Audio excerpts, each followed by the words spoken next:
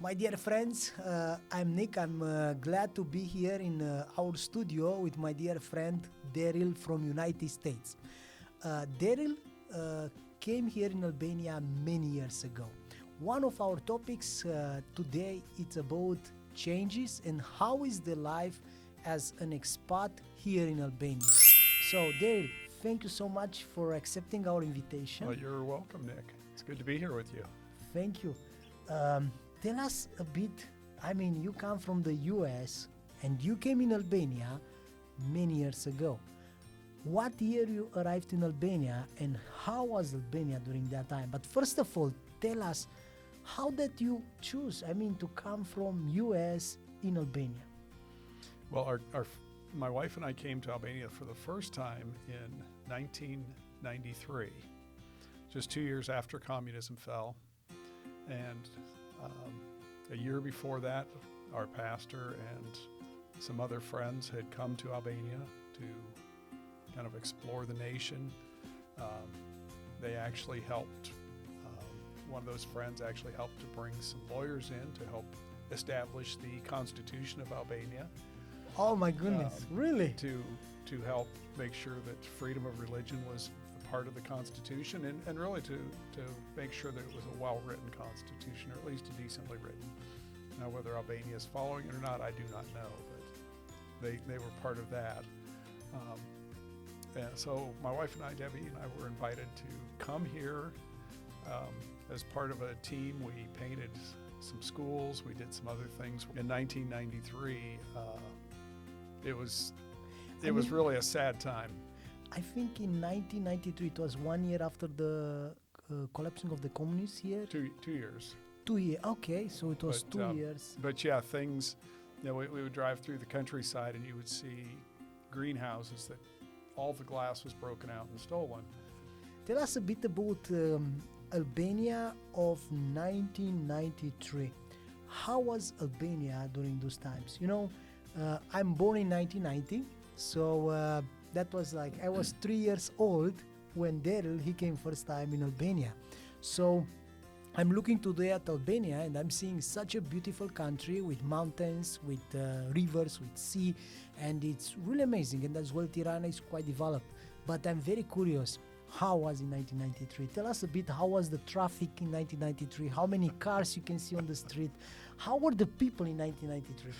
Well, one of my memories from 93 was we were walking on the streets of Elbasan, and the people were not used to there being traffic because under communism, only the political elites had cars. So, Wow. we were walking on the streets of Elbasan, and we heard this loud noise, and a couple of the people that were with me turned in time to see a man flying through the air because he was just walking on the streets. He just wasn't used to there being any traffic. There were a few vehicles on the roads at that time. It was very easy to get around. The roads were in terrible condition, very rough. The housing, everything was the old communist era palaces, the Pilates that meant palaces. We stayed with a family of 4 that had 2 young boys. My goodness, so you had no hotels in 1993? No hotels? There were very few hotels, but we stayed with members of the church. Okay. And the family that we stayed with, they had 2 young boys, and so there were 6 of us staying in a 1-bedroom apartment. Wow. And very, very little as far as, I can't remember if they even had a refrigerator. They had a very small stove. The kitchen was about as big as this corner. Just had a little stove and a little, maybe a refrigerator. No washing machines. Very limited water supply. You maybe were some of the first foreigners that come in the country, right? There were quite a few missionaries, quite a few aid agencies that came in at that time and started coming in. So there was a little bit of that happening, but it was a very difficult time. It was a time of uncertainty. People just really didn't know what was going to happen, how they were going to survive, if they were going to get jobs, things like that. It was a very tough time for the Albanian people. So yeah. Well, Which were the, I would say, which were the jobs available in the country during that time in 1983? How the people they make a living? Uh, Many people, I'm not sure how they made a living. We knew some people that were school teachers, working for the government a little bit, but many people were unemployed. I think, I don't know the percentages, but I would guess it was like 70 or 80% unemployment at that time. It was very little employment. People were just getting by with a little bit of food. Wow. Not much. It was tough times here. And I know that for a while there you have been part of a great initiative called AIP. This project has bring like so much help, humanitarian, social, in so many areas in Albania, right? And I know this project. It was like there were like many organizations who were coming from abroad in 1993 to make a difference in Albania, not just speaking, but actually being involved, hiring people, develop economical, develop socially, and as well bringing the message of hope and then spreading, you know, the peace and the hope for people.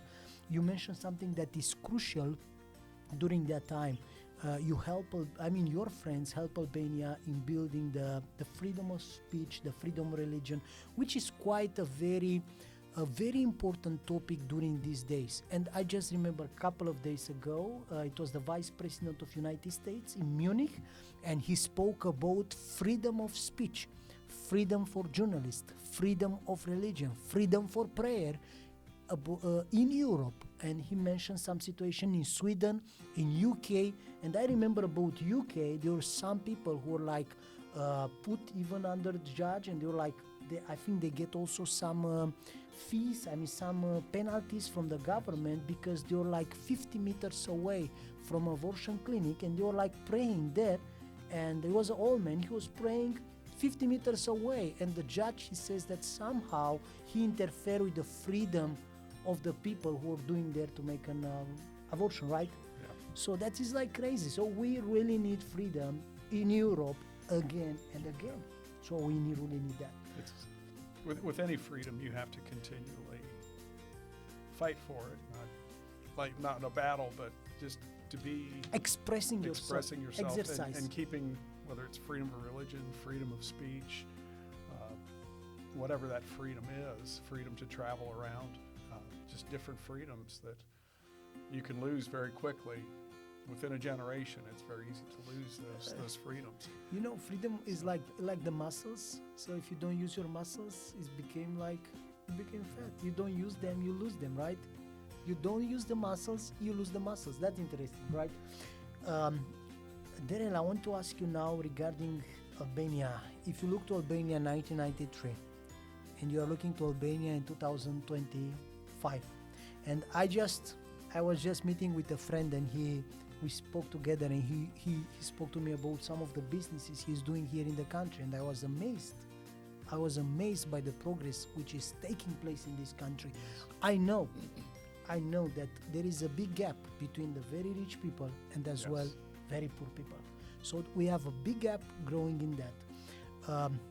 How you measure and how you define the changes which take place in Albania from 1993 to 2025, I know it's a big question, and we can speak about this until tomorrow and will not finish. We've lived here for 25 years. Well, one of the things I would say for Albania is that we've always seen that there is great potential for the nation. From 1993, you can Even define from it. You have 93, seen, we could see the farmland, we could see the beautiful coast, we could see the potential for tourism, we could see the potential for agriculture, and we began to just pray and say, God, how do those things begin to take shape? And sadly, under communism, people were stripped of creativity. There was no entrepreneurial spirit, Okay. and a few people came out from communism and recognized right away capitalism and how to start businesses. And you talk about there being a split between the very wealthy and the poor. Yes.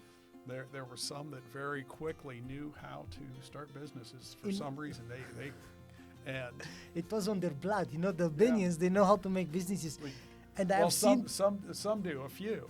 I have seen but that many- in Romania with the Albanians from Kosovo. They have some of the most successful businesses with bakery. They are Albanians from Kosovo, so they are good on that. Come on, keep going. So we would see that, and what's happened over the years, and I guess when you talk about Albania and prosperity in Albania, there's Yeah. a certain group that have become very prosperous and through drug dealing and sex trafficking and those types of things. And our hope is to see a shift away from that into using the natural resources that are here. And we're beginning to see more of that taking shape, where the people of Albania are beginning to see that there is abundance in the land. I'm part of a project right now. We're working with Tell us about what are you doing right we're now? working with farmers in one region that grow Okay. olives, and we recognize that at this point they're getting very little for their olive oil. Mhm. But there is a huge market in Western Europe, in the United States. There are other places where olive oil is sold at a very good price. But they're getting, for example, a few years ago, much of the olive oil was exported to Italy. Okay, wow. And the Italians would import it, and then they would relabel it as Italian olive oil because Albanian olive oil is really good stuff.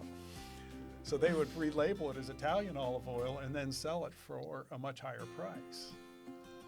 But they would only pay the farmers here less than 400 lek for a liter of oil, Because you're taking and big, then sell big it for quantity, 12 or 15 Yeah. or 18 euros for a liter. And we've seen that, and it's injustice. It's not just that they're paid less than it costs to produce the oil. I think one of the biggest injustice is that because you say it's made in different country than their real country. I think that is the biggest injustice in my opinion. But it's helping Albanians to see the potential of what's here. Okay. There's a proverb that says that there is abundant food in the unplowed or the uncultivated ground of the poor, but it is swept away by injustice. That's interesting. So there are two things that we see, and one is that there's an abundance here. When we go into agricultural communities, there's an abundance Okay, wow. that has not been cultivated. It hasn't been used appropriately. And then there is injustice that is sweeping away that abundance, that abundant food, that abundance. So what is the name of this company that you're doing right now with your friends? It's called the Black Horse Initiative. The Black Horse Initiative. That's interesting. Black Horse Initiative. And that comes from Revelation, where in Revelation 6:6, there's a black horse that rides in. A man on a black horse rides in, and he's bringing destruction to a territory. Yes. But he says, don't touch the wine or the olive oil. Yes. Don't destroy those. Save those. How many liters of oil you're just preparing right now to export them to US? I think it's somewhere around 20,000 liters, 20,000. which is only 0.1% of all of the oil that's produced here in Albania. So it's just a little bit. That's amazing. Yeah, but that it's is beginning to have an impact. amazing startup and amazing company. How many companies are right now starting to import, olive oil? I mean, how many companies we have in the US who are importing olive oil from Albania? I do not know. There are a couple that are taking. Coming back to our changes, you have seen changes in tourism, you have seen changes in farming, in businesses. How are Albanians as people now than before? And of course, one of the characteristics that I'm seeing now, Albanians during these days, they are extremely busy. Not so much time as in 1993. Yes. when we first came in '93, you could have a meeting any time of day, any day of the week, and almost everybody could that wanted to come could come, because Yes. nobody had work, nobody was doing anything, So as somebody that wanted to have meetings, that was great. But then we look at why they could come was because nobody had work.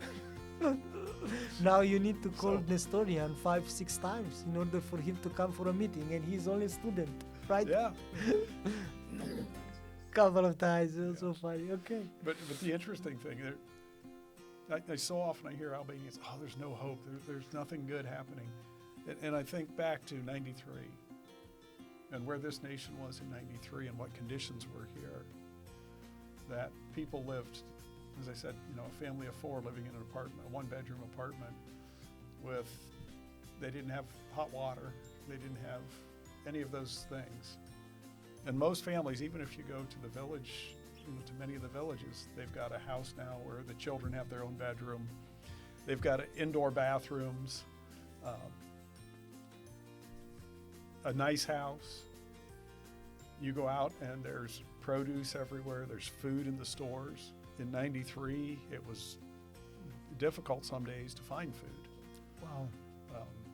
They still had places where there were lines for the bread and just trying to find that food. And just the changes that have taken place. And one of the things that we hope to do that we want to do is to bring hope to the Yes. next generation, to see the next generation grabbing hold of the fact that if they will stay, they can continue to transform this nation. That's one of our desires here with the center. With everything we do is to encourage Albanians to make a living in their homeland. I mean, staying here and being a blessing for this community, exploring ways that they can work, they can develop here, right? So what you're saying, it's really significant. A man you may have heard of named Henry Ford. Oh, Have yes. you heard of Henry Oh, Ford? Anybody heard of him? Yeah. yes, He- yes. He had an expression. He said, think you can or think you can't. Think you can, think you cannot. Either way, you're right. Okay. And there's a challenge to the young generation of Albania in that, of think Albania will prosper and become the great nation that it could become, or think it cannot. And if too many young people think it cannot and they leave and go somewhere else, then it won't become the great nation that it could. But if the next generation will stay and say, God's got a plan for this nation. He wants to see this nation become great. And I've shared this with some people.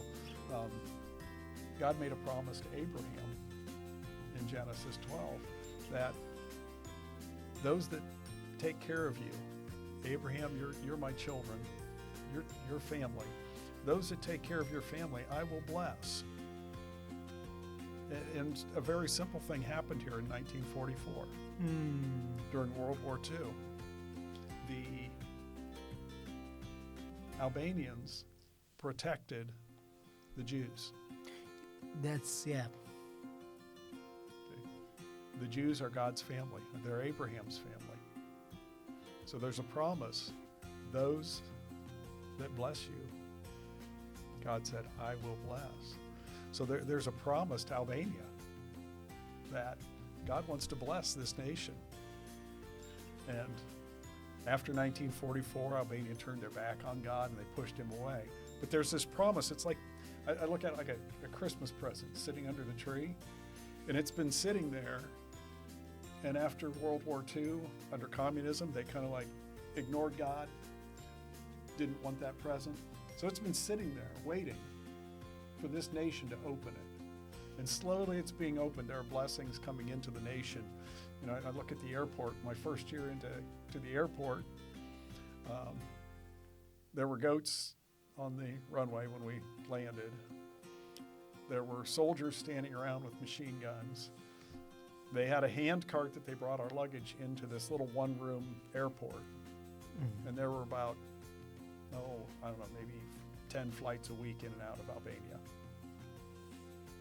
Today, you have 7 million people coming through that airport. Yeah, in 2023, yeah. I like what you just mentioned is regarding the Jewish nation, the way that Albanians, they protect the Jewish people, because in Albania, it was the smallest number of Jewish people who were killed during the Holocaust, and that was around 100 Jewish. And this was the smallest in all Europe. So Albania somehow became a refugee for the Jewish people.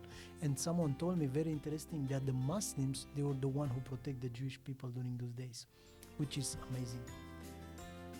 Thank you so much, dear Deli. What kind of advices do you have for the young entrepreneurs or the young generation who are now living and hoping and then struggling and fighting to make Albania a blessed and a great nation? Hang in there.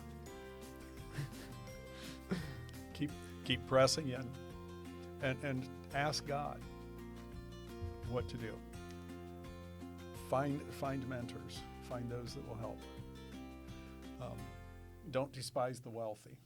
Don't despise the wealthy. They're the ones that hire people. They're the ones that can help. That's the one that can help. Yes. Some of them are unrighteous. If they have a good heart, you know. Yeah. Yes. Seek first the kingdom of God and His righteousness. Seek to do things righteously. And then everything else will happen. And see where God takes it. Yeah. There are great opportunities in this nation. And just keep trusting, keep hoping, Keep moving. keep moving forward. Yeah. Thank you so much. Thank you, It was Nick. really a big blessing to It's have been you fun. here with us, Yeah. my dear friends. I wish that this material to be really an inspiration and as well a big blessing for you from wherever you are. You know, have a blessed day. And if you are for the first time on this channel, welcome, subscribe, and let's go through this journey together. Be blessed.